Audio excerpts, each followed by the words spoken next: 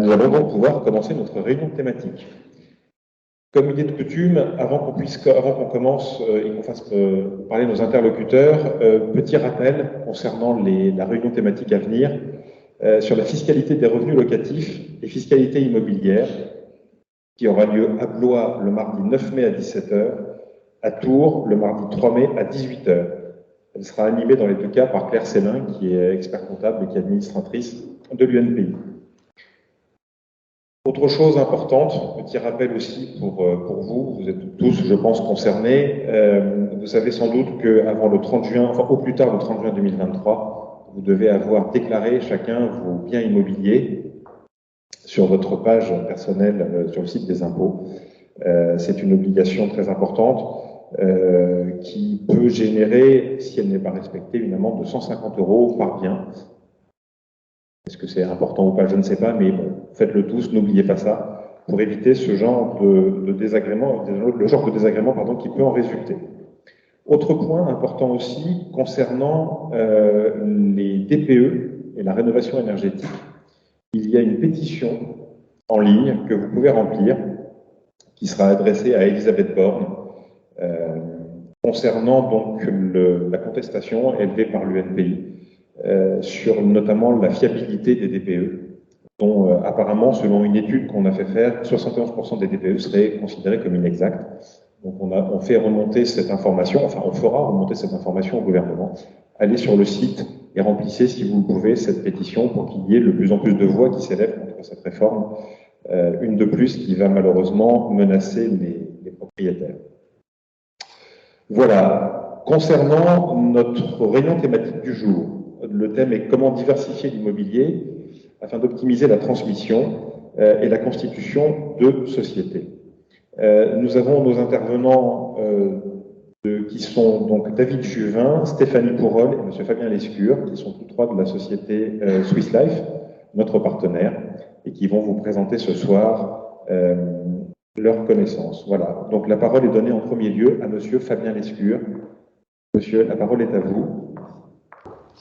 Bonsoir à tous, et excusez-moi pour le retard, je viens de Angers, et de ce fait, il y avait un petit peu de blocage sur Angers aujourd'hui, je suis un peu en retard, je suis navré, et je m'en excuse.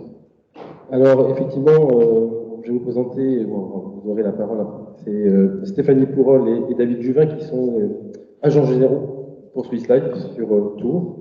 Ils vont intervenir sur différents points, notamment le démembrement, l'assurance vie. Et moi, je suis Fabien Lescure, je suis inspecteur réseau propriétaire pour la région ouest, qui comprend 17 départements, dont l'Indre-et-Loire.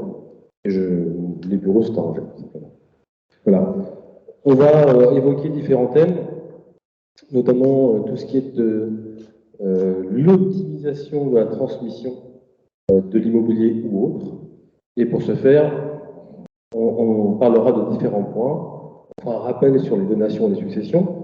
On essaiera de ne pas être trop technique, de façon à ne pas non plus vous endormir. Et puis, on parlera de démembrement. Ce sera Stéphanie qui interviendra à ce sujet. L'assurance vie en général. On vous expliquera pourquoi on parle de l'assurance vie avec l'immobilier. On fera un focus sur ce qui est de SCPI. Et puis, on interviendra ensuite sur les constitutions de SCI ou d'autres styles de solutions via une société, par exemple SCI familiale ou SARL patrimonial. Puis ce sera un temps d'échange à l'issue de cette présentation. C'est parti pour les donations. Bon. Je vais faire un an. C'est pas. Ça va bloquer. Qu'est-ce qui se passe? C'est la souris qui est Je peux faire une touche? Ah, un petit blocage.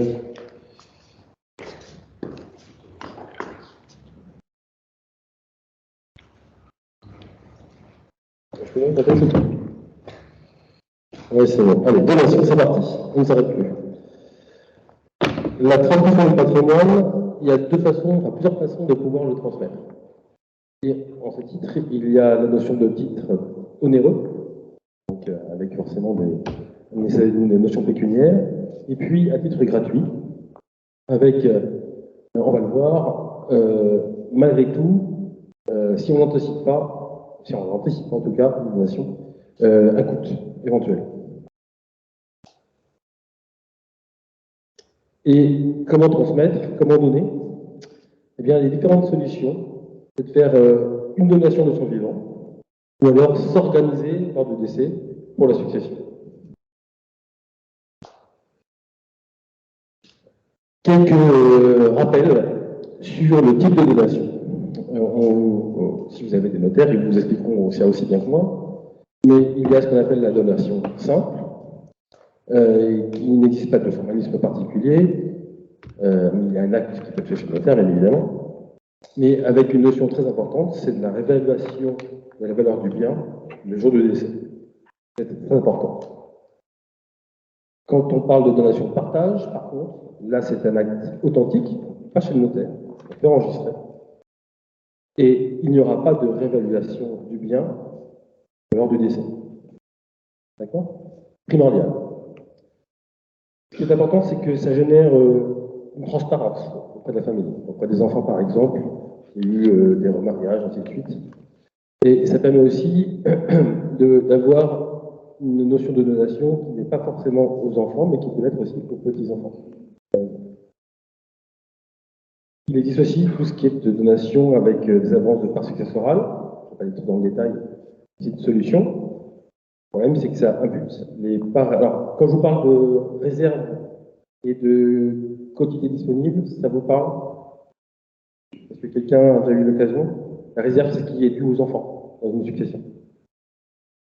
Donc, une donation qui est faite avec une imputation sur la réserve héréditaire, c'est-à-dire qu'on va imputer sur la réserve des enfants, il faut que ce soit ensuite compensé.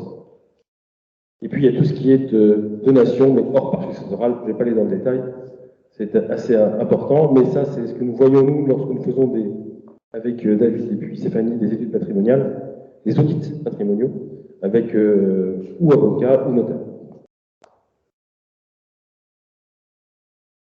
La notion qui est importante également lors de la donation, c'est la notion d'usufruit.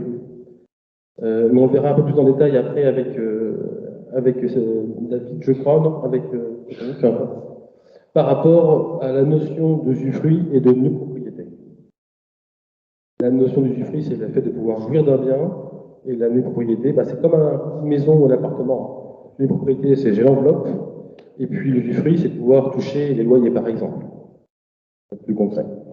Et puis, en fonction de l'âge, l'usufruit devient moins important. Vous voyez, c'est par tranche de 10 ans. Et l'année de propriété est plus importante. D'accord? Moi, j'ai 51 ans. Ma part d'usufruit est de 50%. Et celle de mes enfants, si je donnais à mes enfants, est de 50% aussi. Si j'ai 61 ans, la part d'usufruit sera 40%, la valeur de mon bien. Mes enfants auront 60%. Est-ce que je suis clair? Important. La fiscalité, je pense que ça, vous devez connaître, j'espère que vous en a parlé, en tout cas, ce sont la notion d'abattement et de barème de donation. Je vais aller très rapidement également. Le droit commun stipule le fait de pouvoir donner d'un parent à un enfant, avoir un abattement de 100 000 €. Et puis, on peut donner par grand-parent aux petits-enfants un montant de 31 865 €. Ça, c'est l'abattement traditionnel, basique. Puis vient s'imputer, en plus, ce qu'on appelle des dons familiales de sommes d'argent, qui correspond à des sommes identiques. Vous avez peut-être dû entendre parler de la loi Sarkozy, des dons Sarkozy. Je vous parle, dans les années 2005-2006, c'est le fait de pouvoir que les grands-parents puissent aider leurs petits-enfants sous forme de dons manuels. C'est le même principe, c'est ça en fait à l'origine. Et donc sous condition d'âge, pour celui qui donne et pour celui qui reçoit. En l'occurrence, on peut donner par an et par enfant le 31 065 €, et même chose pour les grands-parents vers leurs petits-enfants. Même montant. Ça, c'est une notion de donation. Je donne, et là je parle de donation tant en pleine propriété que démembrés, mais on verra ensuite. Et puis après, vous avez les périodes de donation sur les parts de fractions qui sont au-delà de ces abattements. Et par exemple, si je donne 150 000 euros, j'aurai un abattement à mon fils, j'aurai un abattement de 100 000 euros. Derrière, s'appliquera un taux à 20%, dégressif en fonction des tranches, comme pour les impôts, en principe. Et donc j'aurai de 15 000 à 50 000, j'aurai 20%, puis dégressif ensuite sur les tranches en dessous. Est-ce que c'est clair? Bon. Un exemple, je vais vous donner exactement le même exemple ensuite avec Stéphanie, donc je ne vais pas trop m'y intéresser, mais c'est simplement pour vous expliquer que un patrimoine, quel qu'il soit, financier ou immobilier, s'il n'y a pas d'acte de donation, forcément, il y a un impact fiscal très important. En l'occurrence, là, sur un patrimoine de 2 millions d'euros, par exemple, sans avoir mis en place le coût de la transmission. Enfin, les héritiers doivent payer 421 000 euros de droit. D'accord? Et puis, en fonction ça on le verra ensuite après, des donations ou du démembrement, l'impact est beaucoup moins important. On le réduit de presque moitié. Alors, ça peut être une bonne idée, les contrats de capitalisation, mais ça on le verra aussi cette fois-ci avec David. C'est une solution, en plus de l'immobilier bien sûr. Et également dans ce type de solution, la notion de clause spécifique lors des donations, après je ne vais pas aller dans le détail, mais ça on voit ça avec les notaires généralement sur l'inaliénabilité, pas si la dire. Et puis les notions de report de démembrement, mais ça c'est très technique, je ne vais pas vous embêter avec ça ce soir, c'est du cas par cas, et c'est en fonction des besoins et des sollicitations. Pour la succession, le but c'est d'améliorer la protection du survivant, du conjoint notamment, ou alors des enfants. Dans le cadre d'un couple marié, il y a 4 solutions. C'est de réaliser un testament, attention à l'affectation des biens d'ailleurs. C'est de désigner des bénéficiaires de capitaux décès, on parle souvent d'assurance vie dans ces cas-là, entre autres.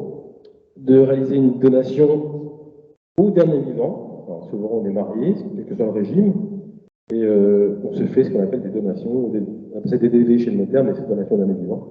Parce que dans la salle, certains en bénéficient ou l'ont fait, avec différentes options lors du décès. Et puis, aménager également son régime matrimonial. On peut changer de régime matrimonial, on peut être un régime légal, et puis passer ensuite en séparation de biens ou autre, ou communauté universelle avec attribution intégrale. Enfin, il y a plein de solutions, il y a aussi également du cas par cas.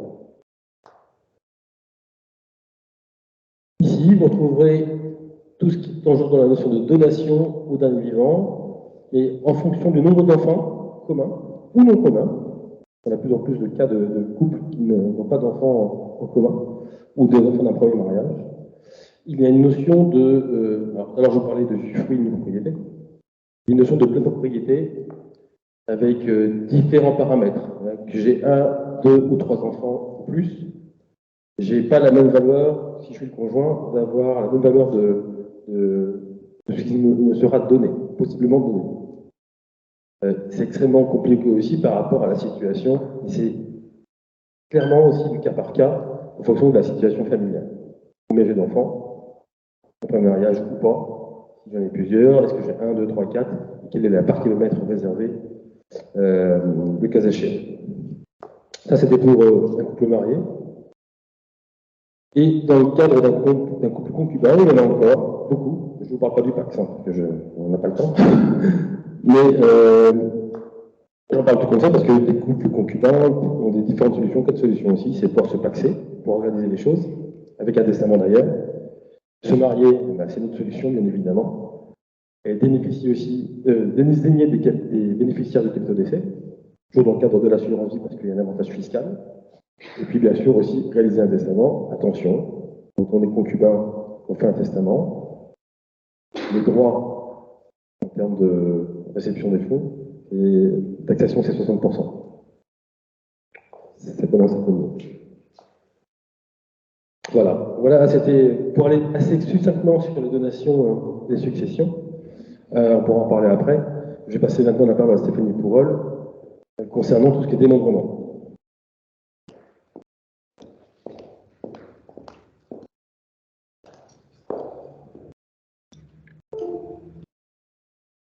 Bonjour à tous.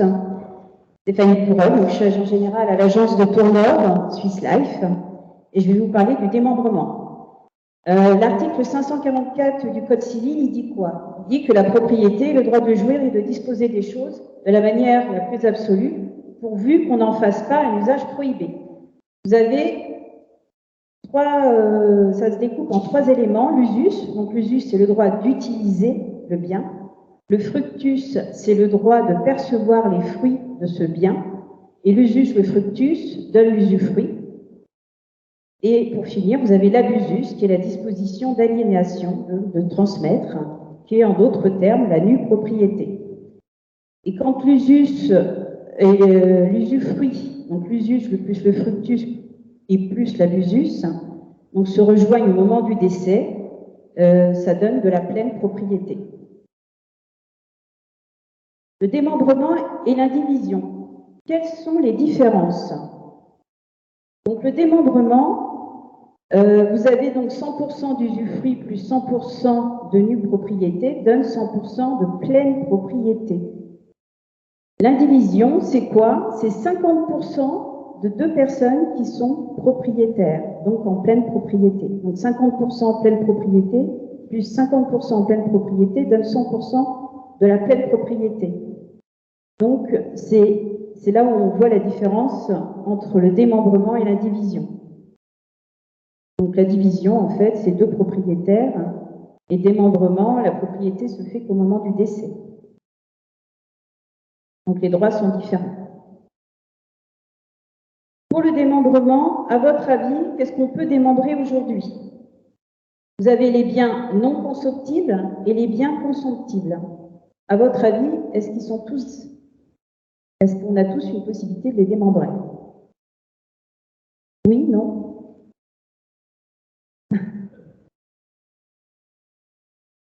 Le mobilier, à votre avis, on peut le démembrer? L'immobilier, bien sûr, ça vous le savez. Le vin, tout ce qui est liqueur, ce qu'on appelle liqueur, le vin, le liquide, et l'argent. Donc, tous sont démembrables, biens consomptibles et non consomptibles. Les biens consomptibles, c'est quoi? C'est un bien qui se détruit dès sa première utilisation. Notamment, vous prenez une bouteille de vin côte-rôti, vous la buvez, elle est consomptible. Et vous l'avez bu, donc vous l'avez utilisé dès sa première utilisation. L'usufruit particulier sur les biens consomptibles, c'est ce qu'on appelle le quasi-usufruit, sur des biens consomptibles, je répète.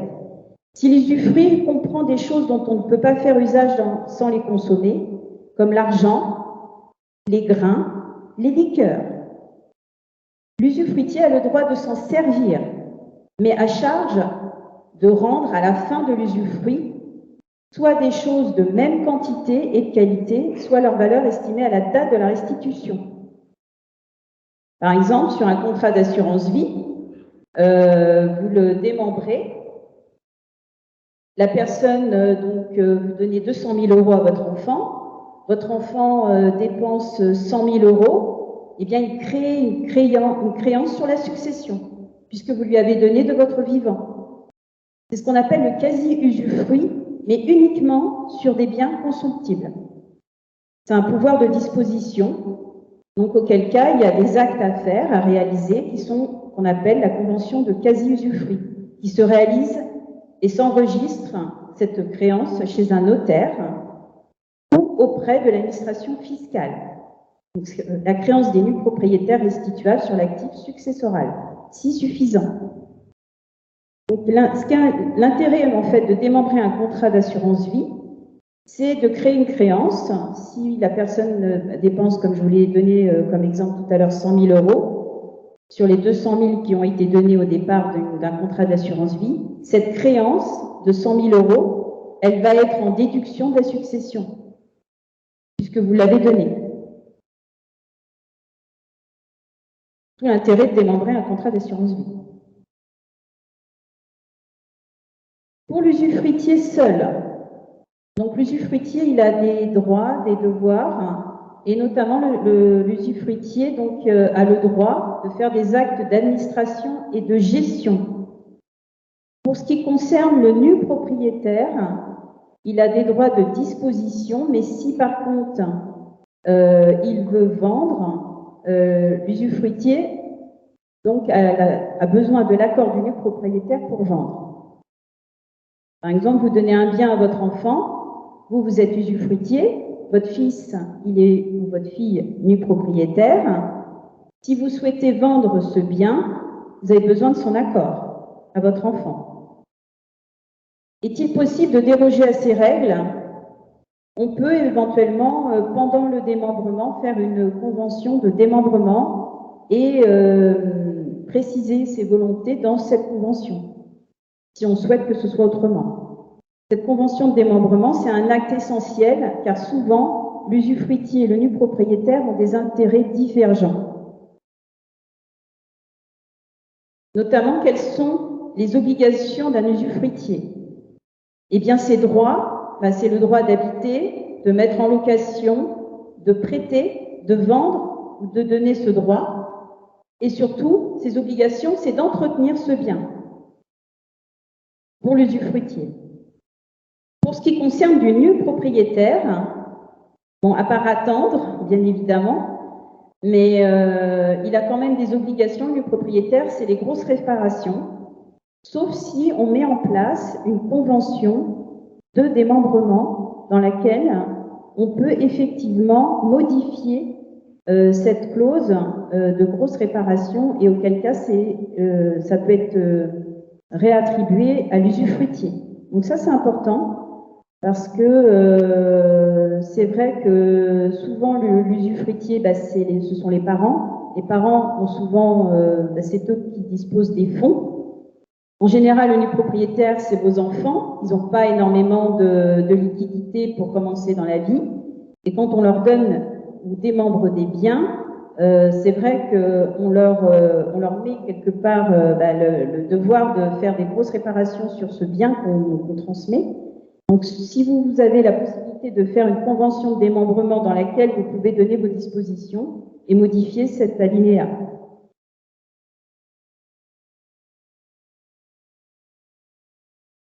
Cession du bien démembré. Donc, au moment de la cession du bien démembré et de la répartition du produit de cession, donc chacun récupère sa quote-part du prix de cession en fonction de la valeur de chaque droit lors de la cession. Donc là, on vous a donné un exemple. À 68 ans, Madame X fait donation de la nue propriété d'un bien évalué 200 000 à son fils, unique. Valeur transmise, 60% de la pleine propriété, soit 120 000 €. 14 ans après, cession du bien pour 250 000, donc le bien a pris 50 000 € de plus-value en l'espace de 14 ans.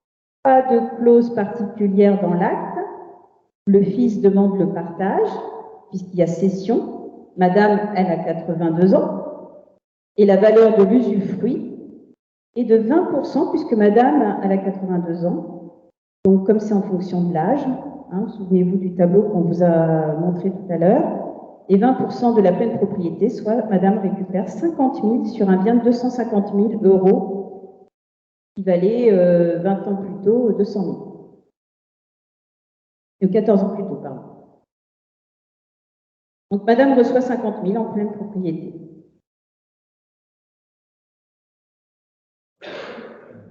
On peut démembrer les contrats des valeurs mobilières, donc auquel cas, qui est bénéficiaire, en d'autres termes, c'est l'usufruitier, puisqu'il récupère les intérêts et les dividendes, et le nu propriétaire, les plus-values, qui sont en général réinvestis puisqu'ils sont à l'intérieur du contrat de capitalisation, par exemple.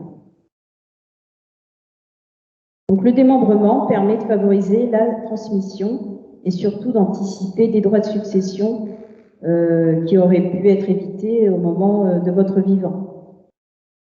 Le démembrement de propriété, donc il y a deux situations pour favoriser la transmission. Soit donc vous faites une donation, soit vous pouvez aussi, via un contrat d'assurance vie, démembrer ce contrat. Donc, quand on démembre un contrat d'assurance vie, on est dans le quasi-usufruit. Vous avez trois situations. Donc, la situation numéro 1, c'est 100% pleine propriété. Donc, c'est un bien immobilier d'une valeur de 200 000. Monsieur, il a 55 ans, il est en pleine propriété, il a un enfant. Donc, quel cas, il y a un abattement en ligne directe, 100 000 euros. Donc, un cas simple, classique. Ensuite, cas numéro 1, on fait une donation en pleine propriété. Donc, pareil, valeur du bien, donc 200 000, de la donation 200 000, abattement 100 000 en ligne directe à son fils. Droit de donation, 15 000 euros. 15 000 euros pour donner un bien de 200 000. En pleine propriété, je précise, en pleine propriété, sans démembrement. Après, hypothèse numéro 2, donation en démembrement de propriété, valeur de la donation 100 000, l'abattement 100 000, droit de donation 0, puisque vous l'avez donné à 55 ans, ce bien, dans la deuxième hypothèse. Donc, la valeur de l'usufruit, elle est de combien à 55 ans? Vous vous souvenez? 50%. Donc, de la valeur du bien en moins au moment où vous donnez le bien. Donc, vous voyez, le droit de donation, 0.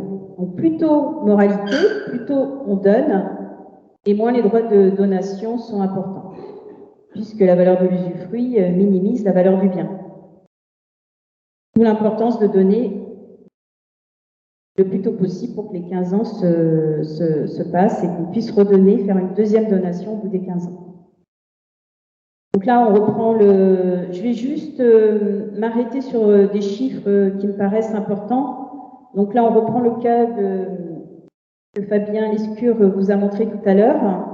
Et ce qui me paraît important, c'est que sans donation sur un patrimoine de 2 millions d'euros, sans assurance vie, vous avez un coût total de la transmission qui est de 426 000 euros. Sans donation sur 2 millions d'euros de patrimoine. Avec donation en pleine propriété, le coût il est de 332 000. Donc vous voyez déjà, vous avez fait une économie de 94 000 euros. C'est pas rien, mais c'est en pleine propriété. Et en nue propriété, si vous aviez fait cette même donation, mais en démembrant, ben le gain, il est de 134 000 euros sur les droits de succession.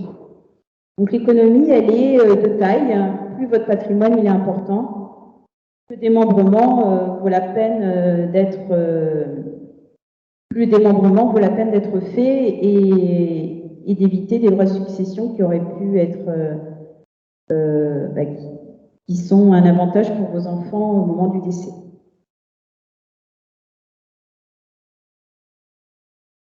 Donc on peut démembrer les assurances vie, démembrement de propriété et l'assurance vie, il y a deux possibilités. Soit vous le faites au moment de la souscription d'un contrat d'assurance vie, soit vous le faites au moment du décès. Mais en tout cas, on peut démembrer des fonds au sein d'un contrat d'assurance vie, sachez-le. Et également, on peut démembrer la clause bénéficiaire au moment de la sortie du contrat. Donc cela donne des avantages, bien évidemment, en moins au moment du dénouement du contrat, sur l'aspect fiscal. En tout cas, le démembrement de propriété, vous avez plusieurs intervenants qui vous en parlent, qui vous conseillent, qui vous entourent. Profitez de cet accompagnement auprès d'avocats fiscalistes, d'environnement familial également, du notaire, de l'expert comptable, et pour finir, de nous-mêmes. De moi et David. Merci à vous.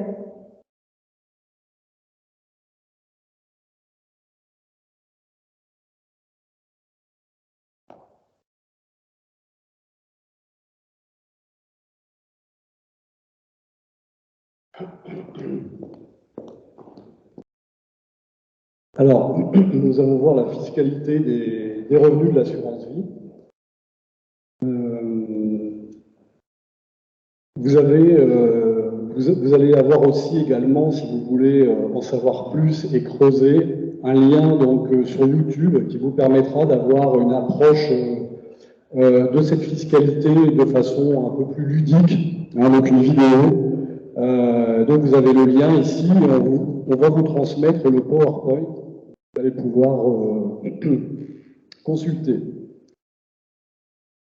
Donc, la fiscalité des revenus, donc là, on vous prend un exemple. Quand vous placez donc sur une assurance vie et que vous investissez, pour l'exemple, 20 000 et que au bout du terme, vous avez 30 000 euros, donc vous allez être taxé sur 10 000 euros, c'est-à-dire vous allez effectivement avoir une taxation sur la plus-value en cas de rachat. Et donc, cette plus-value, vous avez deux solutions de traitement. Soit vous la déclarez dans les revenus, soit vous avez un prélèvement forfaitaire libératoire qui a évolué depuis 2017. Donc avant, quand on réalisait donc un rachat sur un contrat d'assurance vie, on avait donc une fiscalité assez forte, surtout de 0 à 4 ans, puisque on avait 35% de taxation, auquel s'ajoute bien sûr 17,20% de prélèvements sociaux, donc ça fait beaucoup. De 4 ans à 8 ans, quand on réalisait un rachat, on passait donc à 15%, plus 17 toujours, 17,20 de prélèvements sociaux. Donc on se retrouvait avec une taxation à 32,20%. Et bien sûr, il fallait attendre 8 ans, toujours, c'est la date fatidique, date de souscription, 8e année. 8e année, donc une taxation à 7,5%, plus les prélèvements sociaux, mais avec l'avantage de pouvoir bénéficier, quand vous êtes célibataire, d'un abattement donc, de 4 600 euros. Et quand vous êtes un couple marié, vous pouvez bénéficier donc d'un abattement de 9 200 euros. Vous avez aussi donc la possibilité de déclarer votre plus-value en cas de rachat à l'impôt, donc directement à l'impôt. Et donc là, il faudra prendre en compte, bien sûr, votre tranche marginale d'imposition. Donc, quand on est dans une tranche très basse, ça peut être intéressant. Si je suis dans une tranche à 11 et que s'ajoute des prélèvements sociaux à 17,20, bah, je serai taxé en dessous, en fait, de la flat tax qui est aujourd'hui à 30%. Donc, pour quelqu'un qui a des revenus faibles, eh bien, il peut envisager de faire la déclaration de sa plus-value donc à l'impôt sur le revenu. Et il bénéficie également de l'abattement de 4 600 et de 9 200 euros pour un couple marié. Donc ça, c'est l'ancienne mouture. Donc vous avez certainement connu cette mouture-là quand vous avez réalisé des rachats. Avant 2017, on a tous connu cette mouture de rachat assez élevé, surtout entre 0 et 4 ans. Ça faisait quand même 35%, c'est beaucoup.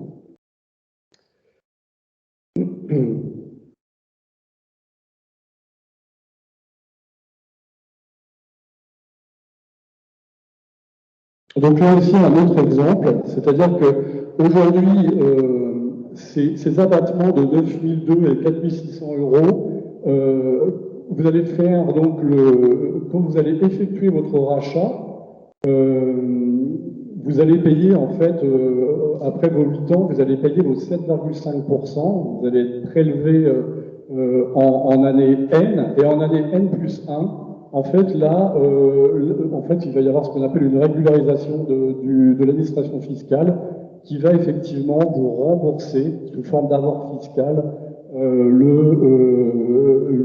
ce qu'aurait généré l'abattement sur le rachat de votre contrat.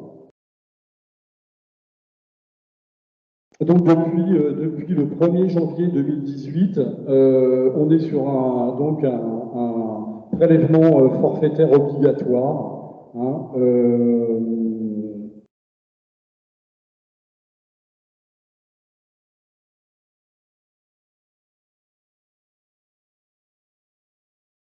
Donc qui est beaucoup plus léger, donc en plus qui s'applique à toutes les valeurs mobilières. C'est Macron qui avait décidé de voter cette loi pour alléger la fiscalité en fait sur les valeurs mobilières et permettre aux Français de pouvoir aller chercher sur les contrats d'assurance vie, sur les contrats de capitalisation des fonds en retraite, hein, pour les réinvestir ailleurs, sans être justement trop fiscalisé.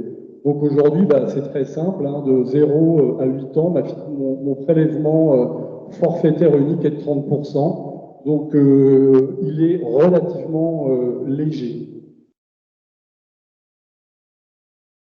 Alors il y a aussi une petite évolution. Donc on a bien vu que aujourd'hui s'appliquait le prélèvement forfaitaire unique. C'est un choix qui concerne en fait tous les supports que vous pouvez avoir. C'est-à-dire que si vous avez des valeurs mobilières et que vous avez choisi le PFU, en fait tout doit être au PFU. Vous ne pouvez pas faire, par exemple, déclarer des supports à l'impôt sur le revenu et en déclarer d'autres au PFU. Si vous avez décidé de choisir le PFU s'applique à toutes les valeurs, que ce soit de l'assurance vie ou d'autres valeurs mobilières. Et puis la grosse évolution aussi sur l'assurance vie, c'est que aujourd'hui, effectivement, vous avez 7,5% au-delà des 8 ans pour les versements effectués après le 27 septembre 2017. Quand vous dépassez ces 150 000 euros, la taxation est beaucoup plus importante. C'est-à-dire que vous avez bien 7,5%, mais au-delà de 150 000, la taxation n'est plus de 7,5%, mais de 12,8% pour toutes les primes qui ont été versées et qui vont au-delà donc de 250 000 euros. Donc ça, c'est un point important, surtout pour les personnes qui ont beaucoup d'encours financiers. Donc ce choix, vous avez la déclaration 2042 dans lequel vous faites un choix, soit vous déclarez un impôt sur le revenu, hein, vous avez vos petites cases là, soit vous faites le choix et vous cochez le PFU et toutes les taxations seront donc au prélèvement forfaitaire unique. Alors, c'est vrai que l'assurance vie a évolué, hein. Donc là, on a un historique avec des dates. Alors, on ne va pas s'arrêter dessus parce que ce serait trop long de tout commenter. On peut juste constater qu'effectivement, on a eu une période, vous voyez, encore qui était intéressante, où on n'avait aucune taxation, là, jusqu'à avant 1983, on n'était absolument pas taxé, on était exonéré totalement. Ensuite, entre 1983 et 1997, on retrouve l'ancien système du prélèvement forfaitaire libératoire de 35 entre 0 et 4 ans et de 15% entre 4 et 8 ans, sauf que, vous voyez, sur cette période de 83 à 97, on voit que à cette époque-là, c'est une époque bénie parce qu'il n'y avait pas de prélèvements sociaux. Vous voyez, il n'y a aucun prélèvement social, donc c'était quand même beaucoup plus léger. Et plus on avance, plus on est taxé, puisqu'on voit qu'ensuite, à partir de 97 jusqu'à 2017, on a bien toujours cette même taxation en prélèvement forfaitaire libératoire, mais par contre, derrière, on a quand même 17,2 de prélèvements sociaux, et ça fait mal. Voilà. Et macro, quand même, l'évolution, c'est que, effectivement, en synthèse, à partir d'aujourd'hui, c'est la flat tax à 30%. Donc c'est toujours mieux que une taxation à 35 ou à 15. Donc là, effectivement, quand on fait un rachat, on ne peut pas, sur son assurance vie, demander de racheter que du capital ou ne racheter que des intérêts. Donc c'est toujours proportionnel, c'est comme un gâteau. D'ailleurs, vous voyez, c'est comme une part de gâteau. Quand vous rachetez, on fait un calcul, donc là on a un calcul, on vous calcule quelle est par rapport au capital que vous rachetez, quelle est la proportion d'intérêt. Hein. Et donc ça donne lieu à un calcul. Donc là on a une petite formule, c'est un peu comme un produit en croix, c'est assez simple. Et ça nous permet d'anticiper, de savoir à quelle plus-value on va être soumis et surtout à quelle taxation on va être soumis. Là, petit point sur les prélèvements sociaux. Donc effectivement, vous avez tous des revenus locatifs, donc vous savez que les revenus fonciers subissent, quand vous êtes en excédent, des prélèvements sociaux élevés. Hein. Tout ce qui est revenu du patrimoine, c'est 17,20. C'est vrai que, bon, assurance vie comme immobilier, la taxation est quand même très lourde. Taxation en prélèvements sociaux, je m'entends. Et on voit qu'effectivement, les autres natures de revenus sont quand même moins taxées. Dieu merci. La possibilité aussi de sortie sur un contrat d'assurance vie, ça peut être celui de la rente viagère. Alors c'est très rare, on voit rarement des sorties en rente viagère puisque les gens préfèrent le capital sonnant et trébuchant, on préfère souvent voilà, avoir du capital. Le choix de la rente viagère, c'est aussi une aliénation du capital, c'est-à-dire que si vous décédez au bout de 3-4 ans, ben, la compagnie conserve les capitaux. Donc la rente viagère, ça a des avantages et des inconvénients. En fait, c'est un pari sur la vie, en fait. Hein. Ben, si on vit 120 ans, c'est bien. Si on décède voilà, à 75 ans, c'est plus compliqué. Donc la particularité ici, effectivement, de la sortie en rente viagère, c'est que, et à titre onéreux en l'occurrence, c'est que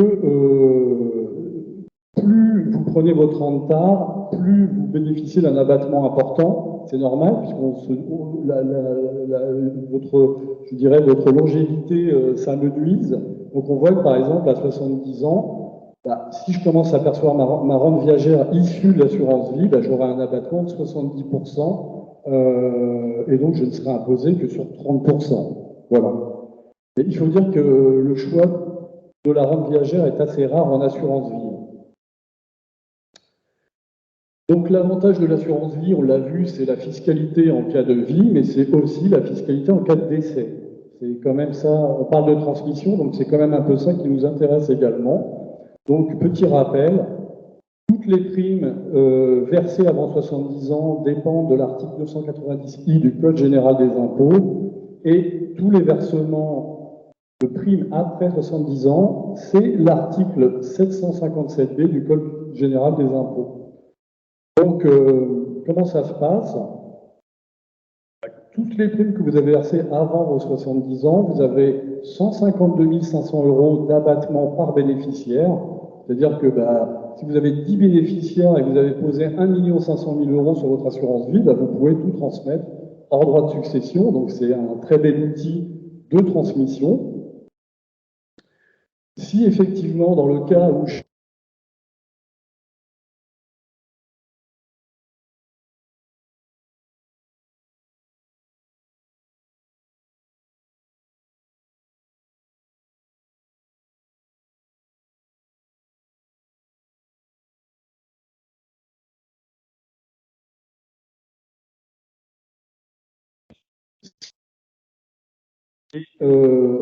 pour cette partie-là, c'est bien sûr la compagnie d'assurance qui verse directement les fonds à l'administration fiscale. Voilà, en fait, vous n'avez pas, vous, à faire de déclaration, c'est la compagnie d'assurance qui gère. Alors, là, petit focus sur le contrat vie génération, je ne sais pas si vous le connaissez, il est très intéressant, mais d'abord, on va juste refaire une synthèse des contrats classiques. Contrat classique, on l'a vu, abattement pour toutes les primes versées avant 70 ans, abattement de 152 500 €, prélèvement de 20% pour tout ce qui va dépasser les 152 000 €, prélèvement à 31,25 au-delà, à partir de 832 000 €. Et puis le vie génération, c'est un contrat spécifique qui a l'avantage, bien sûr, pour les primes versées avant 70 ans, c'est un détail qui a son importance, vous permet de bénéficier, en plus des abattements, ceux que vous avez vus, les 152 500, d'avoir un abattement spécial de 20%. Donc ce contrat de génération, c'est vraiment un outil de transmission intéressant, mais il s'applique, voilà, il faut d'abord faire un audit patrimonial avant de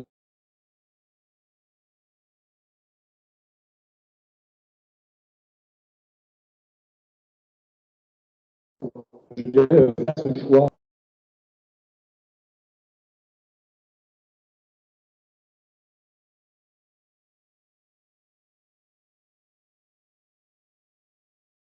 Pour les primes versées donc après 70 ans, donc là on passe du 990I à l'article 757B du Code général des impôts. Et là donc plus c'est fini, les 152 500 euros par bénéficiaire, c'est terminé. On est sur 30 500 euros d'abattement, et ces 30 500 euros d'abattement sont uniques. Donc, il faut s'en contenter, c'est un peu plus compliqué.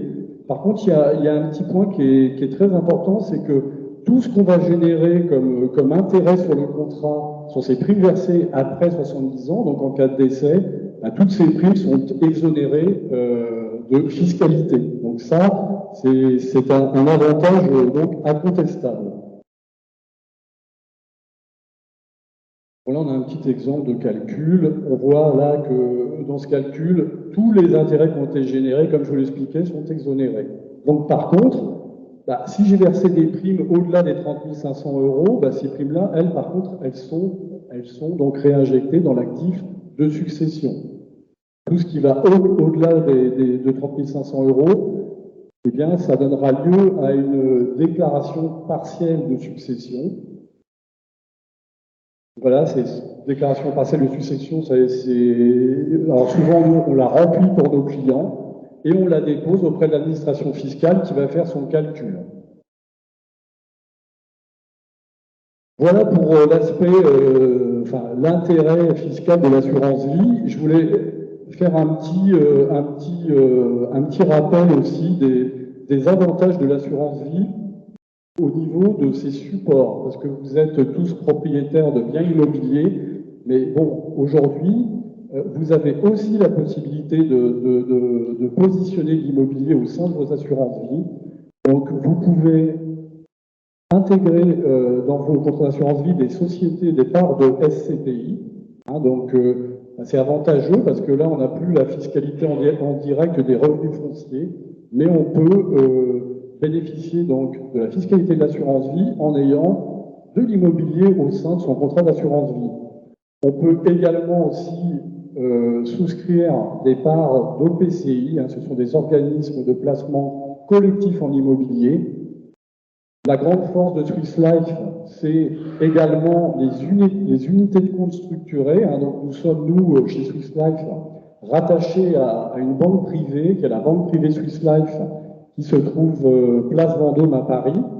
Et cette banque privée nous crée des fonds structurés très performants qui méritent vraiment toute votre attention et que vous ne trouvez nulle part ailleurs, ni auprès des banques privées, ni auprès des grosses compagnies d'assurance, puisque c'est vraiment du coût humain, c'est fait par les Suisses ont une grande culture de la finance et ils arrivent avec des titres vifs à créer des unités de compte structurées dans lesquelles en plus vous avez des garde-fous et des garanties en capital, ce qui est très important. La possibilité aussi d'avoir des mandats personnalisés, des mandats sous gestion. Et puis chez nous, l'intérêt, c'est aussi que nous avons un fonds euro boosté je vous lisais un petit peu la presse financière. Notre fonds euro, à partir du moment où vous avez un certain volume d'unités de compte, est boosté, est fortement boosté, puisque c'est l'un des meilleurs aujourd'hui sur le marché. Nous avons et nous pouvons aussi sélectionner pour nos clients 756 unités de compte, hein, donc parmi tous les gestionnaires de la place. Et puis, je vous ai évoqué le contrat d'assurance vie, mais le contrat d'assurance vie a un petit cousin qui s'appelle le contrat de capitalisation. Donc le contrat de capitalisation, lui, son intérêt, c'est qu'il va bénéficier de la même fiscalité que l'assurance vie. Donc, alors pas au niveau transmission, mais au niveau de sa fiscalité en cas de rachat. Mais l'intérêt, c'est que ce contrat de capitalisation personne physique, on peut le démembrer. Hein, donc on peut le démembrer, et donc la personne qui démembre ce contrat peut profiter, comme l'a expliqué tout à l'heure Stéphanie, d'un quasi-usufruit. Donc il peut rendre en fait ses capitaux consomptibles. Et nous avons aussi, nous, la capacité chez Swiss Life d'ouvrir des contrats de capitalisation personne morale également. Voilà. Merci. Je voudrais simplement intervenir sur deux choses.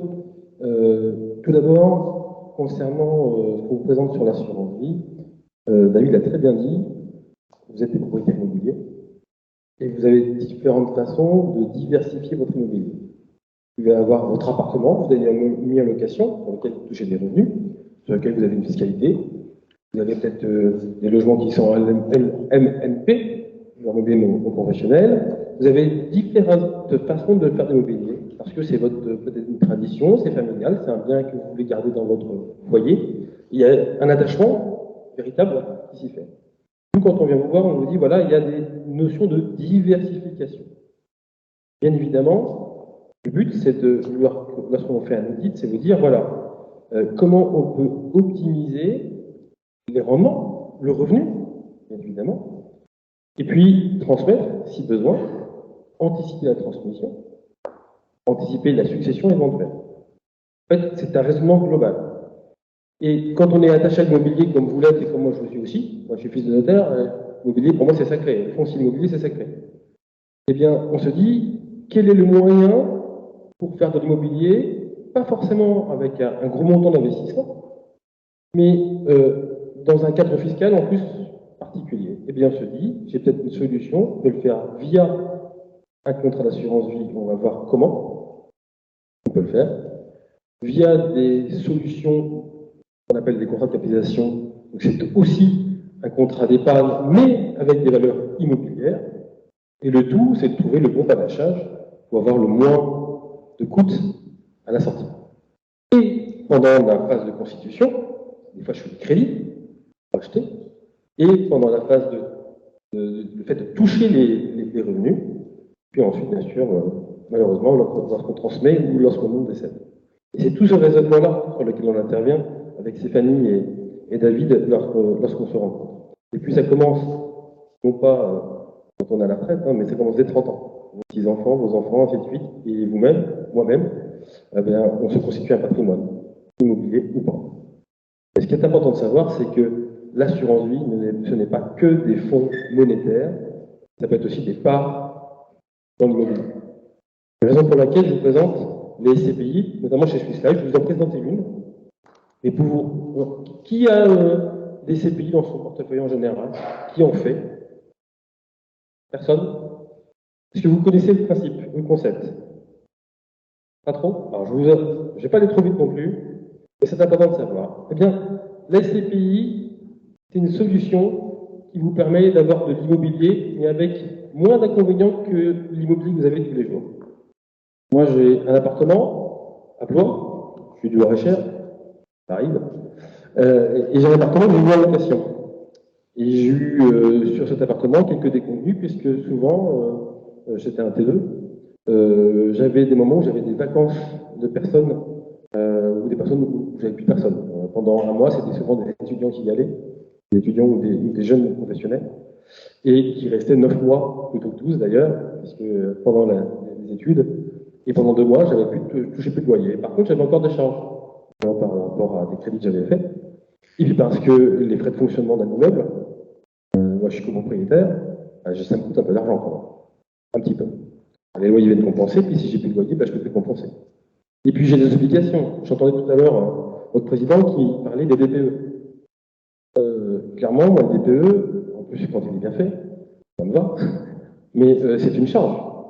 Oui, ça vient d'éducation fiscale, c'est bien, ça peut être intéressant. Mais il n'y a pas que le DPE, il y a le gaz, l'électricité, ça me fait des obligations supplémentaires. Est-ce que dans les loyers, je suis adapté par rapport à mon positionnement? Est-ce que j'ai toujours le bon locataire, qui me paye en temps et en heure? Ce sont des... Et puis, peut-être que j'ai des travaux à faire. D'ailleurs, on le voit avec la loi de résilience sur l'obligation à ce que vos DPE, quand vous mettez en location, soient supérieurs classe G, c'est ça? Je ne me trompe pas? C'est ça. Voilà. Et pour bénéficier du doublement du déficit foncier immobilier, eh bien, il faut que je sois en classe ABC. Ce sont des obligations extrêmement contraignantes. Et donc, la SCPI, c'est une façon de pouvoir réduire ces petits tracas quotidiens d'immobilier. Je ne dis pas de tout faire, la SCPI, mais c'est une solution complémentaire et diversifiante. Et bien évidemment, c'est une société. Qui dit société, dit qu'on a des parts d'immobilier, des parts d'un immeuble, si vous préférez, ou de plusieurs immeubles. D'accord? Et c'est géré. C'est géré, ce qui veut dire qu'on peut avoir des revenus, valoriser son patrimoine, parce que, comme tout bien immobilier, en ce moment, on a de la chance, hein, ça prend de la valeur, mais on ne sait pas combien de temps ça va durer. Ça peut très bien aussi. On a connu les bulles immobilières, tous et toutes. Moi, j'en ai connu. Mais bon, c'est quand même assez stable, avec l'immobilier. Mais ça prend de la valeur, ça permet de transmettre, et c'est aussi une notion d'optimisation fiscale. On va venir ensuite vous le dire. Et puis, il y a une gestion locative.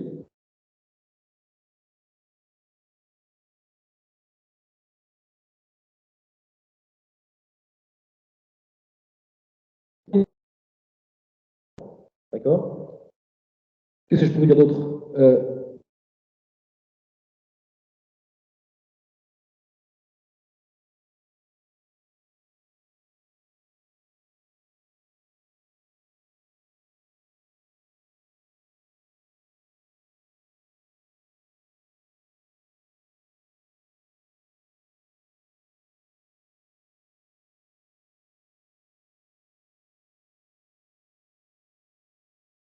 Un peu d'un problème. Ça, c'est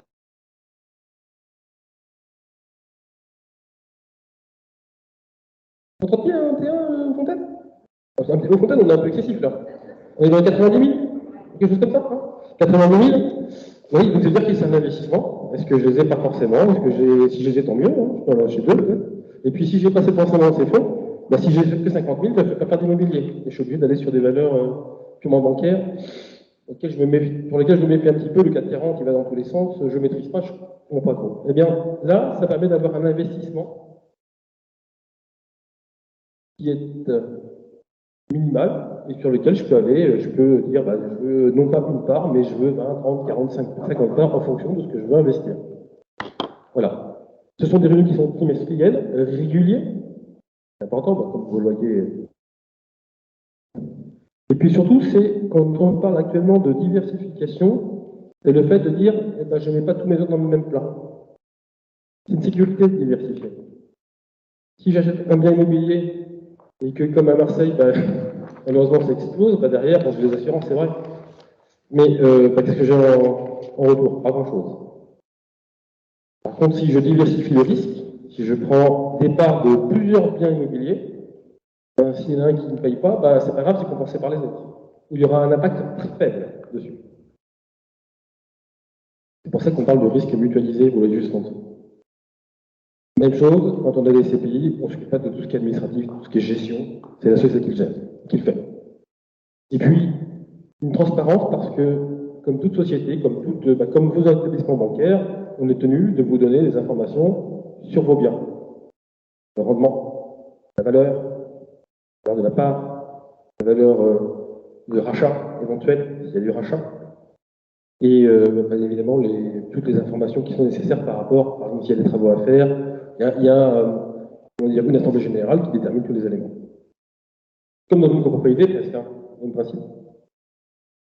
Contre copropriété, ben, on est tous à partager les coûts.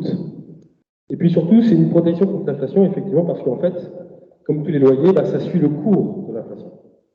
Et c'est la force d'une SCPI, c'est que quand l'inflation est à 5,15, à peu près, et bien là-dessus aussi, on suit le cours de l'inflation. Ce n'est pas comme sur les contrats bancaires, l'assurance vie traditionnelle sur l'épargne pure, où là, on peut être dans la fluctuation. D'accord?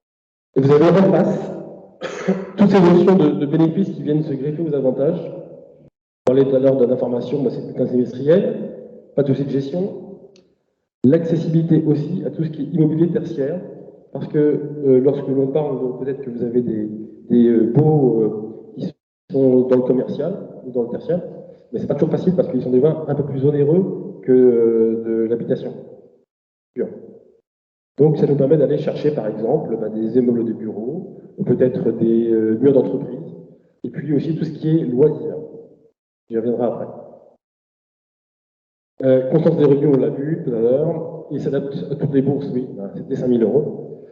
Et puis l'indexation des revenus locatifs que j'avais dit par rapport à la protection sur l'inflation.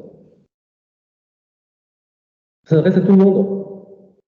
Les retraités, plus de 60 ans ou pas, ceux qui ont 30 ans, quand ils veulent se constituer un patrimoine, Et puis les personnes morales, je vais y venir, parce que tout à l'heure je vous parlais de société.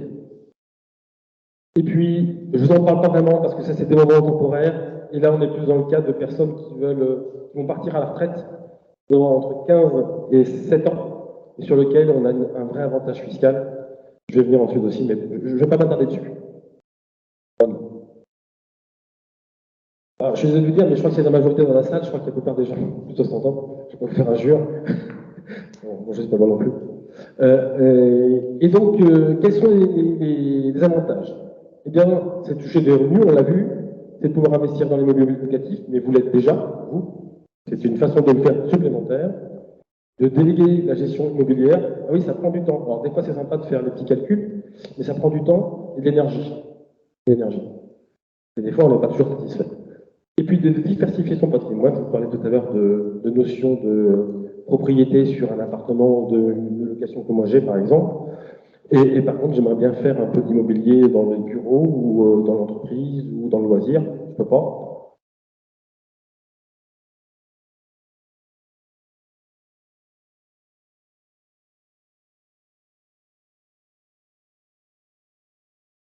Ça coûte très cher. C'est du bien, quelque chose de concret. Moi, ça me plaît bien. Et ça permet de le faire encore. Mais diversifier par rapport à un bien pur, une maison, un appartement. La fiscalité avantageuse grâce à la partie allemande. Ah, je vous en parlerai juste après, c'est très clair. En fait, on peut avoir une facilité améliorée sur une partie des rendements. Je vais vous expliquer. La stabilité, oui, il n'y a pas de variation. La récurrence des revenus, c'est du trimestriel. Et la valorisation du patrimoine à long terme, bah oui, mais comme tout l'immobilier, de toute façon, il s'apprécie. Il déprécie rarement en moins d'une bulle immobilière. Quelques points d'attention quand même. Ça dépend de la façon dont on fait de la SCPI. D'ailleurs, David évoquait le fait de pouvoir le faire via une assurance vie. Effectivement, lorsque je fais un contrat d'assurance vie, je peux choisir de mettre des SCPI dedans. J'ai le choix. C'est un choix. Je préfère faire ça que de faire des valeurs du Crédit Agricole ou du Swiss Life d'ailleurs. Et c'est un choix, on peut le faire. Vous pouvez faire 100%, vous avez le droit, c'est pas interdit. On y reviendra par rapport à l'IFI. Et puis, ou là je peux le faire aussi, non pas dans le cadre de l'assurance vie, mais en direct, dans le cadre d'un contrat de capitalisation par exemple, ou alors en direct sur un compte titre. C'est pas interdit, vous avez le droit de le faire. Rien n'est interdit. Imposition des plus-values sur le immobilier lorsqu'on ne fait pas dans l'assurance vie. Lorsqu'on fait dans l'assurance vie, c'est un peu différent. D'accord? Et puis, en cas de succession, et là c'est aussi hors assurance vie, parce qu'on a vu l'avantage de l'assurance vie en cas de succession. Si quand on le fait en direct, on intègre forcément les SCPI dans la partie de l'assiette successorale, dans la masse successorale, tout simplement. Y a-t-il des questions pour l'instant? Ça va? Je suis pas trop technique? Oui, monsieur. Ah, bah, je vais y venir après. Vous êtes bien prêts? Je vais vous en parler. Oui, vous avez raison, c'est important. Effectivement. Ça, il y en a un peu moins dans la salle, mais pour ceux qui ont entre 30 et 60 ans, le principal, c'est que quand on débute dans la vie, bah, c'est pas toujours évident d'investir dans l'immobilier. Et des fois, il faut amener un peu d'apport, ou faire un crédit important, ou avoir un peu d'apport. Et moi, à 30 ans, je n'étais pas capable de pouvoir acheter un immobilier de rapport, en tout cas. J'ai acheté ma propre maison, et pour payer les rapports, c'est pas évident. Donc c'est un moyen, avec des sommes qui sont réduites, de dire, bah là, je commence à investir dans l'immobilier avec touchant des revenus qui s'y attellent. 5, 10 000, 15 000, parce que l'on veut, quand je veux le faire. Et puis même, je peux même faire avec ce qu'on appelle des primes périodiques. Acheter tous les mois, ou tous les trimestres. Pas interdit. D'accord? Bon, c'est diversifier son patrimoine. On va retrouver les informations qui sont inhérentes aux gens qui sont plus âgés, de toute façon. Je parlais des prélèvements mensuels. Je peux dire, l'incitation client, oui, je sais pas ce que ça veut dire. Je ne suis pas d'accord avec ça, mais c'est pas grave. Ils mettent ce qu'ils veulent. Et par contre, on retrouve toujours les points d'attention sur la fiscalité notamment. Et les personnes morales, parce que c'est important de vous en parler, parce que je vais vous parler après des sociétés, type SCI, SARL, ainsi de suite. C'est-à-dire qu'une personne morale, une SCI, peut très bien faire des SCPI. via un contrat de capitalisation ou en direct. C'est pas interdit. Et c'est même très intéressant de le faire. Ça permet de pouvoir le faire sous forme de... Il faut avoir des liquidités, bien sûr. Mais on peut aussi le faire via un crédit. J'y reviendrai. En tout cas, toutes les entreprises qui sont en société peuvent le faire, qu'elles soient patrimoniales, qu'elles soient d'exploitation, il faut le savoir, pour une trésorerie d'entreprise basique ou alors pour une SCU, une SA patrimoniale. On y reviendra après. Et par contre, c'est cette notion d'IS qui entre en ligne de compte dans ces cas-là. Parce que la plupart de ces sociétés-là sont à l'IS, ils n'ont pas l'IRPP. Après, ça dépend du taux d'imposition, bien évidemment. Globalement, beaucoup de sociétés sont à l'IS parce qu'en fonction des revenus qu'elles ont, elles peuvent être à 15% d'imposition. Ou à 25% pour les plus qui ont plus de revenus. Donc après, dans la salle, on a peut-être des personnes qui sont à 11, 30, 41, 45, ainsi de suite. Donc, il faut voir quel est le juste milieu. Oui, il y a une chose, je ne sais pas si les gens qui ont des associations dans la salle, que c'est une association aussi. Eh ben, il n'y a pas d'imposition sur les revenus, les CPI, il faut le savoir. Vous faites des syndicats, créez des fondations, vous allez voir, c'est intéressant fiscalement. Ça demande temporaire, je n'en parlerai pas ce soir, c'est trop compliqué, c'est assez pointu. Et oui, le but c'est de pouvoir le détendre au minimum 7 ans. Généralement, on le fait par rapport à des gens qui partent à la retraite, par exemple. Mais ça, c'est au cas par cas, et c'est pareil, c'est sur un outil patrimonial. Monsieur, vous allez avoir des informations sur le rendement. Il faut savoir que Swiss Life Europe est le plus gros gestionnaire d'actifs immobiliers en Europe. On est dedans avec ça. Ça se sait très peu. Vous savez, les Suisses, ils sont assez taiseux, hein, généralement. Donc, c'est le plus gros faiseur de gestion d'actifs, via surtout l'Allemagne et la France, la Suisse moins. Mais ce sont la France et l'Allemagne qui sont les plus gros gestionnaires d'actifs immobiliers en Europe. Donc on a la chance d'être devant avec ça, et c'est une vraie fierté. Comment est composée la répartition? Je vous parlais tout à l'heure de... c'est un exemple hein, de CPI, mais c'est celle qui est la plus récente, qui permet d'avoir dans celle-ci une diversification. Vous parlez de diversification d'immobilier. On est concrètement dans la partie bureau, hôtellerie bien-être. C'est même, vous voyez, on a parlé il y a 4 jours, je crois, sur dimanche soir, vous voyez le camping du Flot Bleu. Je fais une émission sur la une. Figurez-vous qu'elle est là-dedans. Donc on a acheté, Swiss Life a acheté le camping des parts du camping des Flots Bleus. Tant mieux pour eux, parce qu'en plus il a été construit entièrement, parce qu'il avait brûlé l'an dernier, l'été dernier. Il avait fait partie des 38%. C'est un exemple. Bien sûr, des commerces et de l'éducation. L'éducation, ce sont surtout, avant tout, des écoles privées. Écoles privées ou écoles de commerce, ainsi de suite. On investit. On investit aussi géographiquement. D'accord Pareil en France, surtout Paris-Île-de-France, c'est le plus rentable, les régions un peu moins, et puis l'Allemagne. L'Allemagne parce qu'on a un avantage fiscal en Allemagne. Vous allez le voir ensuite. Donc toujours, toutes nos SCPI, ou nos SC, nos sociétés qu'on appelle immobilières ou pôle, ont toujours une partie en Allemagne pour avoir un avantage fiscal. D'accord? Un exemple sur ESG Pierre Capital, c'est dont je vous parlais tout à l'heure. On a acquis sur Paris et sur l'Allemagne 10 immeubles sur lesquels on a 27 signatures de locataires. Généralement, ce sont des bureaux, donc des grosses entreprises. On est nous-mêmes locataires de nos propres biens à la Défense, on est en train de les construire, et pour une surface de 36 000 euros, 36 000 mètres carrés. C'est un exemple d'une de nos solutions, mais il y en a beaucoup. Ah, voilà. La partie fiscale de l'immobilier. Ben, vous connaissez la fiscalité de l'immobilier en France? Vous voyez combien vous payez, même si des fois vous avez des déficits fonciers, ainsi de suite. Eh bien, en Allemagne, elle est à 15%. Et elle est fixe à 15%. Quand vous faites le ratio par rapport à ce que vous avez en fiscalité immobilière, ça vaut le coup. Je parle des revenus fonciers. Donc il y a 30% de la valeur, puis il y a 15%. C'est des rachats. Ok. Ah, je me suis parlé tout à l'heure de rendement. Ah ben, ça tombe bien, hein, je vais vous les montrer, les rendements. Là, c'est du brut que je vous donne. Non, je ne donne pas du net, c'est du brut.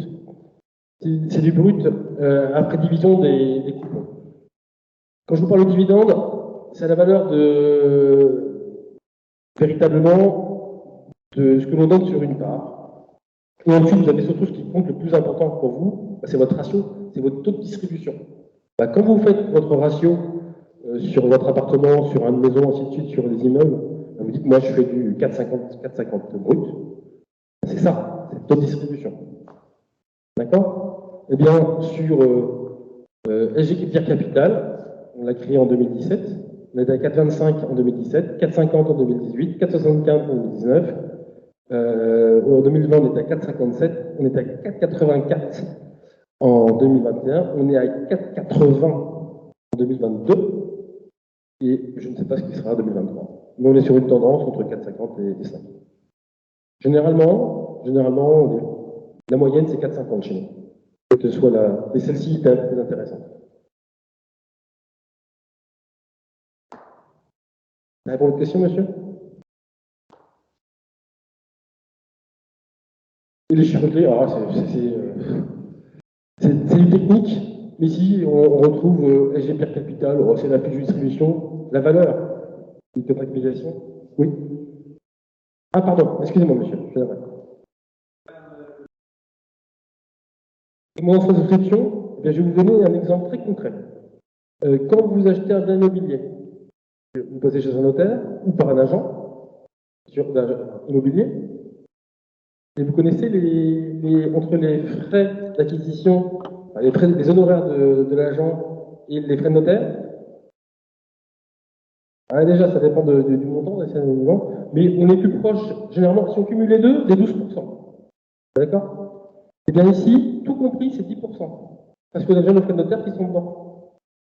D'accord? C'est 10%. Okay. Au départ, hein. Après, il n'y en a pas, il n'y en a plus. Et effectivement, les frais d'acquisition, vous préférez. C'est ça, en fait. On est à peu près dans les 4,30. 4,30, 4,25, généralement. Ça dépend de quand je suis à 4,84. Quand je suis à 4,50, je suis plutôt de 4%. Oui, je suis bien d'accord avec vous. Et sur l'immobilier traditionnel, c'est souvent pareil. Ça dépend combien vous l'achetez. Après, on a des astuces. Des fois, on trouve des biens qui sont intéressants à l'acquisition. Actuellement, on achète cher quand même. On achète cher. Enfin, moi, c'est ce que je vois dans ce Angers. Et Angers-Tours, c'est quand même deux villes qui sont vraiment pareilles en termes de population, en termes de marché immobilier.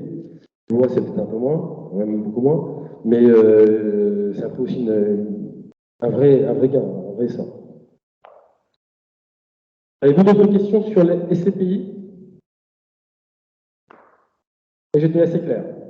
Donc, si je résume, diversification, faire de l'immobilier différemment, sur d'autres orientations, commerciales, bureaux, ainsi de suite, avec un montant qui est moins important. Et puis, on peut aussi le faire par crédit ou pas. On peut réallouer des fonds sur autre chose. On peut faire des versements périodiques. Et on touche les revenus trimestriels. Synthétique. Oui, madame.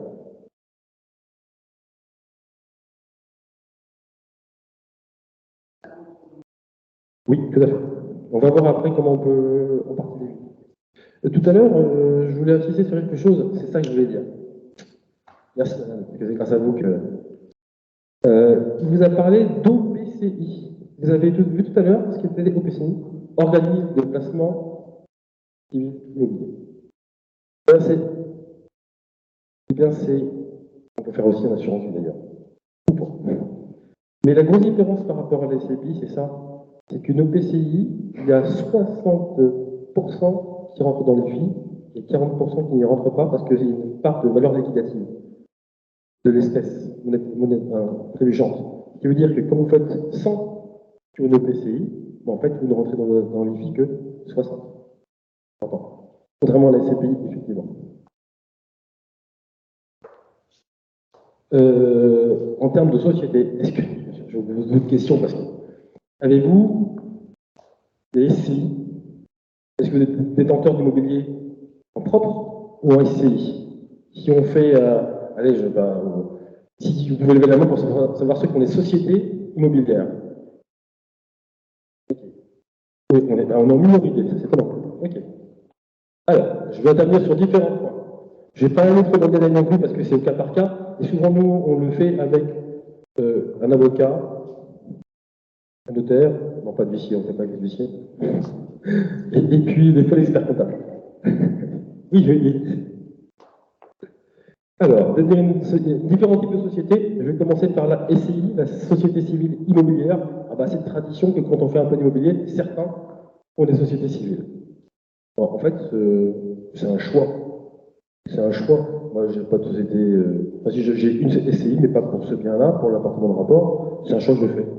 Ça dépend de ce que je veux, comment je veux organiser et mes revenus et mon transmission éventuelle. Dans la transmission, je peux mettre une société, ce sera des cessions de parts, ce sera plus d'immobilier pur. C'est pas pareil. Bon, très clairement, c'est un formalisme spécifique. On va le voir. Et puis, les rédactions des statuts. C'est important. C'est ça le plus important d'ailleurs, la rédaction des statuts. Pour savoir ce qu'elle fait, la durée de vie, le monde de capital social, ainsi de suite. Et puis, comment on va gérer l'entreprise. Parce que c'est une société, donc c'est une entreprise pour moi, en principe. Et puis, il y a une obligation par contre, et ça souvent les gens l'oublient, c'est que il faut tenir une comptabilité. Trop de personnes ont eu SCI et sans vraiment tenir une comptabilité avec l'Assemblée générale tous les ans. Il faut la faire. Parce que le fisc peut lui demander des justificatifs. C'est important. Et puis présenter les comptes annuels de l'Assemblée générale. Il y a tout un process. Qui dit aussi que quand on a une société, on peut aussi avoir l'expert comptable. Moi qu'on soit très bon calé, pour pouvoir prouver les comptes. Attention aux dettes sociales, parce qu'il y en a pour les associés. Et puis une SCI, c'est intéressant parce que on peut avoir deux façons de pouvoir s'en servir. On peut très bien faire un emprunt pour acquérir un bien immobilier. On peut très bien aussi faire un apport de bien immobilier, attention à la fiscalité. Et puis, on peut aussi avoir un compte courant d'associé, comme toute société civile, bien évidemment, et qui seront en fonction des parts de chacun dans la société. Alors souvent, je ne sais pas si monsieur et madame sont ensemble, on fait du 50-50, et puis on fait des fois des démembrements de parts de SCI auprès des enfants, ou des démembrements croisés. C'est très compliqué, mais il y a des vrais avantages à le faire en termes de transmission. Mais ça dépend, tout dépend de l'objectif que l'on a à faire. J'accélère un petit peu. Ce qui est très important, en fait, c'est ça. Si je vais à l'IS ou à l'IR, ok, en fonction des revenus fonciers, la position n'est pas la même. Là, je ne vais pas vous faire un jour de regarder, puis à la rigueur, ce sera avec David et puis de Stéphanie de vous en parler. La notion de déficit aussi. Tiens, on retrouve la loi de résilience sur les obligations de faire des diagnostics. Vous savez, le doublement du déficit foncier. En deuxième ligne, à l'IR. Et 10 700 € qui peuvent se cumuler en 21 400. Vous dites quelque chose? En fonction des travaux à faire sur les appartements ou les maisons qui ne sont pas dans la classe DPE adaptée pour pouvoir le louer, on fait les travaux. Et le doublement, c'est fait pour faire repasser les diagnostics en A, B ou C. Et puis après, il y a tout ce qui est cession d'immeuble. Je ne vais pas aller en détail parce qu'il y a plus beaucoup de temps. Et même cas par cas, et on a tous les éléments pour vous communiquer les informations sur les SCI. La SCI familiale, alors là, c'est une SCI, tout à l'heure je parlais des SCI traditionnelles, on peut mettre qui on veut dedans. Ça peut être mon cousin, comme ça peut être un copain, une copine, et puis même pourquoi pas une autre société. En l'occurrence là, c'est plutôt avec une vraie notion de constitution de SLI familiale pour lequel on veut transmettre véritablement. Et ça rentre avec une parentèle de 4 personnes.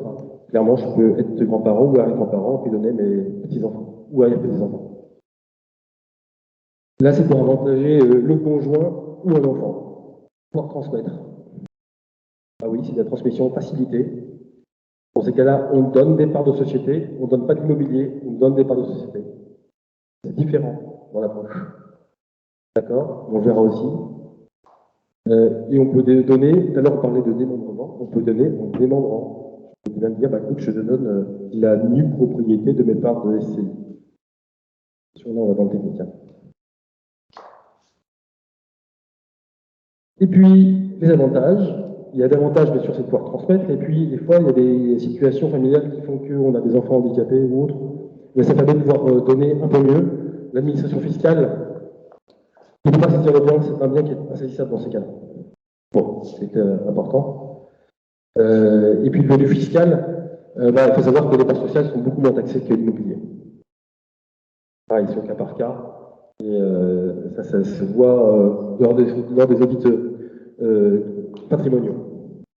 Attention par contre, une SCI, si on a des parts de SCI qui a une mésentente familiale, ça peut générer des grosses tensions. Donc attention, il faut des fois le faire dans un couple, bien évidemment. Mais tout compte fait, en fait, c'est plus intéressant que de le faire qu'une indivision. L'indivision, ça peut être extrêmement nul n'est censé rester dans l'indivision. Malgré tout, il faut la notion de 2 tiers, 1 tiers pour qu'on puisse sortir dans l'indivision. Enfin, je ressors des cours de droit. Et puis la taxation des plus-values. Attention, quand on veut faire... les plus-values sont taxées quand même assez fortement.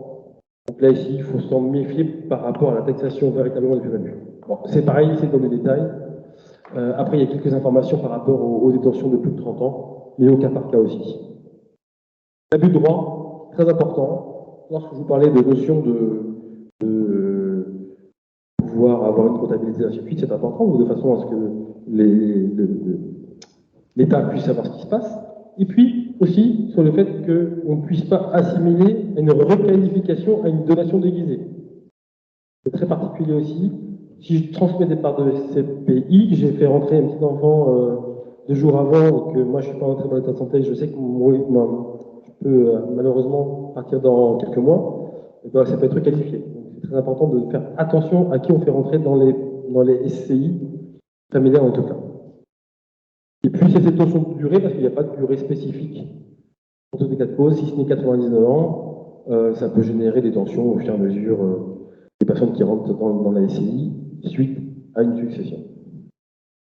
Ça, c'est pour la SCI familiale. La société civile patrimoniale, je vais aller assez vite aussi, ce qui nous apporte le plus, même si c'est qu'en fait, vous pouvez avoir une société patrimoniale qui permet d'avoir et de l'immobilier et de la finance.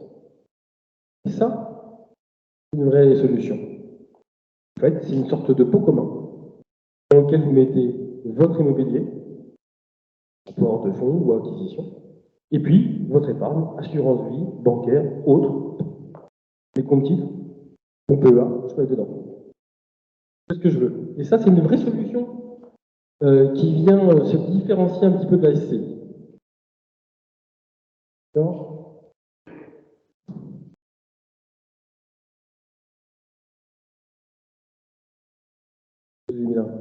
J'ai appuyé sur.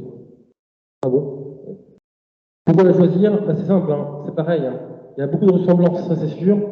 Mais il y a des avantages fiscaux sur la SCI, mais le gros avantage surtout c'est de cette patrimoniale, c'est qu'on peut mettre un peu fourre-tout. On peut même mettre dedans des œuvres d'art, par exemple. Un exemple. En fait, tout va dedans les statuts de ce que vous mettez dedans. Donc c'est très très large. Ah, la SRF immobilière, je vais aller très vite dessus, c'est pour les propriétaires de LMNP notamment. C'est des petits dessins, ça va très vite. Donc voilà, c'est pour les non-professionnels. LMNP. Ok.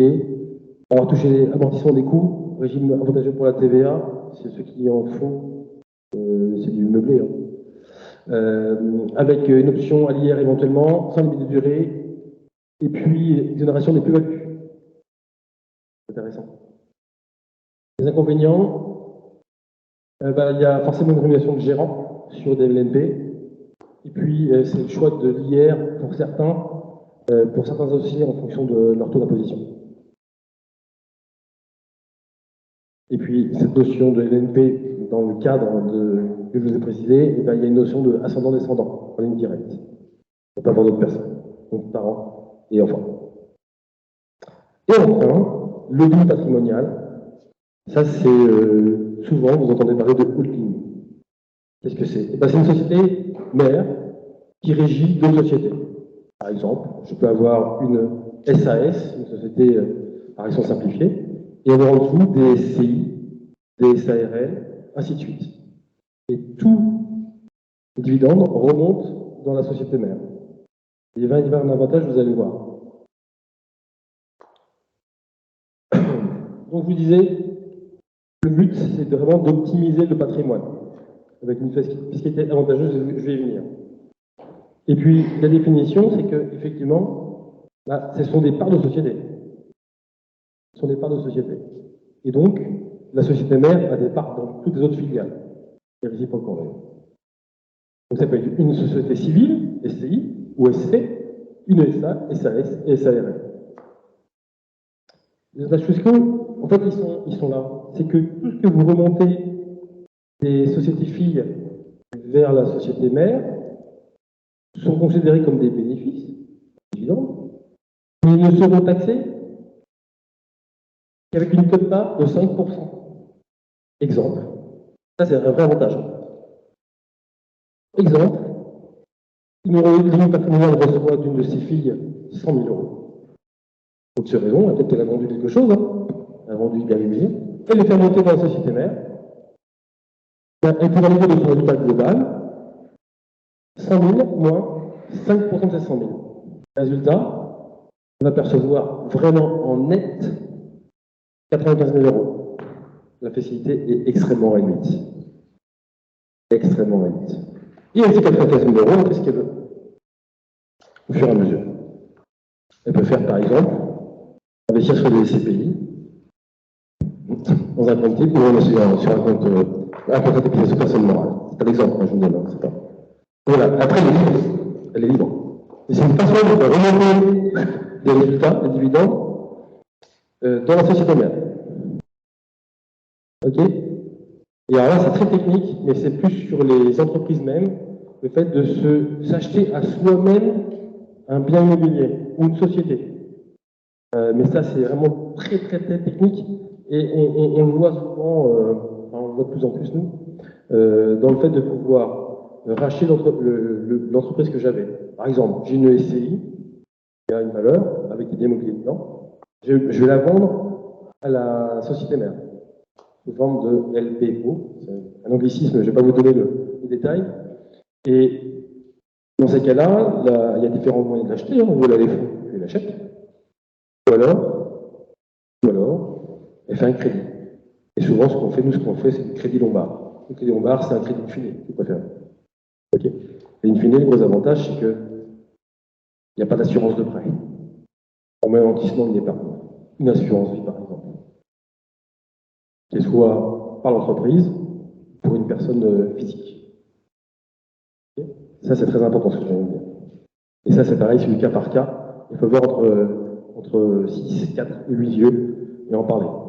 Mais c'est une solution pour pouvoir se vendre à soi-même un bien et le démembrer après. Moi, je vais en prendre une propriété, ça va me coûter très cher de démembrer parce que la valeur du bien est importante. Ben, je vais créer une holding, une société à côté, qui va pouvoir racheter le bien via un amortissement sur une épargne, par exemple, et puis après, je vais pouvoir le répartir. C'est tout un montage, et on le fait aussi par rapport à des entreprises d'exploitation. Voilà. Je ne vais pas aller trop dans le détail parce que c'est la fin de la réunion. Mais oui, il y a des risques quand même par rapport à des facturations. Bah, il faut qu'on puisse justifier une facturation de la société des filles vis-à-vis de la mère et de la mère vis-à-vis des filles. Ouais, c'est une traçabilité. Et c'est normal. Et c'est normal. Vous parlez d'OBO, c'est ce que j'ai évoqué tout à l'heure. OBO ou LBO. LBO, c'est plus pour l'entreprise commerciale et OBO, c'est plus pour nous. en tant que personne physique et qui crée une holding. Alors ça, de holding patrimonial. Et puis, Crédit Lombard, c'est le moyen de financer, sans avoir besoin de faire un prêt bancaire sur lequel on a une assurance de prêt, ça coûte cher, ou alors on ne l'a pas du tout. Là, il n'y a pas de notion de temps, pas de notion d'âge. Voilà. J'en ai fini. Je vais repasser la parole à votre président, je pense. Je vous remercie de votre écoute et de vos questions. Je crois qu'il y en a pour 2-3 minutes. Je vous laisse parler. Merci. Merci à vous. Merci à tous les trois pour vos propos extrêmement clairs et précis. Avez-vous des questions? Une question extraordinaire. Tout le monde a tout compris. Ah, monsieur a une question au fond. Est-ce qu'il y a la CFG pour le livre? Ah, c'est visible de partout. Pas d'éviter, parce que vous l'avez pas dit. Ah, oui, parce que ça va être remarqué dans le quand vous mettez, si vous mettez dans CFG, vous n'avez pas l'institution. Donc, votre achat, c'est une session. D'autres questions? Non. Bien. J'espère que cette réunion thématique vous aura été utile pour la transmission la plus tardive possible, je l'espère, de votre patrimoine. Un grand merci donc à Madame Pourol, Monsieur Juvin et Monsieur Lescure pour leurs propos extrêmement clairs. Ils ont en plus la gentillesse de vous offrir un rafraîchissement qui vous permettra de faire plus amplement connaissance avec eux. Merci à tous et très bonne soirée. Au revoir.